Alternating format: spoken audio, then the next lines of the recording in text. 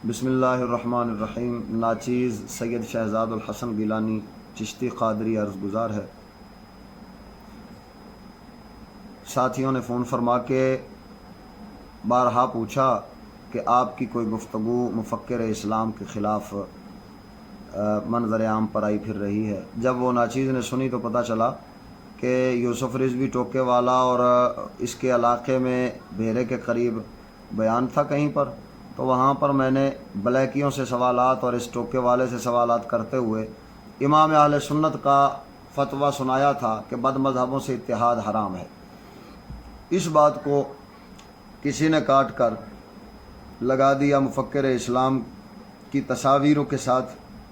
اور یہ بدگمانی پھیلانے کی کوشش کی گئی۔ تو میرا سوال اب بھی باقی ہے بلیکیوں سے کہ بلیکیوں، اگر تم سیاسی اتحاد کرتے ہو تو اپنے مذہب کا دفاع کیسے کرو گے جب ان کے خلاف تم بولو گے نہیں؟ اور یہی سوال میں پوچھنا چاہتا ہوں صاحبزادے سے کہ جب تم بلیکیوں کے ساتھ اتحاد کرو گے اس بات پر کہ ہم تمہارے خلاف نہیں بولیں گے یا گالی گلوچ نہیں کریں گے تمہیں، تو اپنے مذہب کا دفاع کیسے کرو گے؟ گالی گلوچ کو چھوڑ دو، جب ان کے خلاف نہ بولنے پر تم اتحاد کر کے آ جاؤ گے تو اس کا مطلب یہ ہے کہ تم اپنے مذہب کا دفاع بھی نہیں کر سکتے۔ جب تم مذہب کا دفاع کرو گے تو یہ تو بتاؤ گے کہ نہیں بتاؤ گے کہ کون ہمارے مذہب کو کہاں سے لوٹ رہا ہے، کون کہاں سے دین دشمنی کر رہا ہے، یہ تو ضروری ہوگا۔ لہذا ناچیز کی طرف سے یہ عرض ہے کہ ان شر انگیزوں، مجھے لگتا ایسے ہی ہے کہ یہ صاحبزادوں کے لونڈوں کا کام ہے جو شیطانیت کوئی نہ کوئی روزانہ ہی کر چھوڑتے ہیں، جیسے کہ اب بعض علماء کرام جیسے مفتی نور محمد چشتی صاحب اور سید عثمان حیدر شاہ صاحب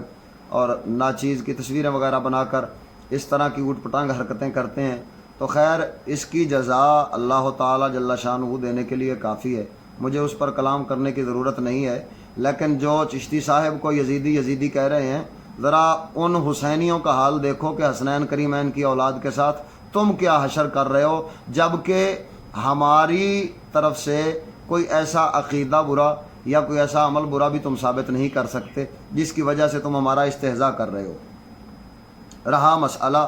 ناچیز نے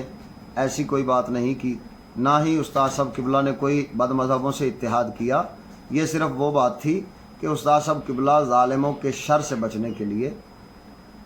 اور اپنے ساتھیوں کو ان کی قید سے چھڑانے کے لیے ملاقاتیں فرما رہے تھے، تو حکومت والوں نے کہا جی ہم قرآن بورڈ والوں سے تمہاری ملاقات کرواتے ہیں۔ آپ اپنی طرف سے دلائل پیش کرنے کے لیے تشریف لے کر گئے تھے، تو دلائل پیش کرنا اور اپنا موقف پیش کرنا مخالفین کے سامنے یہ علماء حقانی ربانی کا طریقہ رہا ہے، چاہے وہ کوئی بد مذہب ہو یا کوئی حکومتی بد مذہب ہو، ہر صورت میں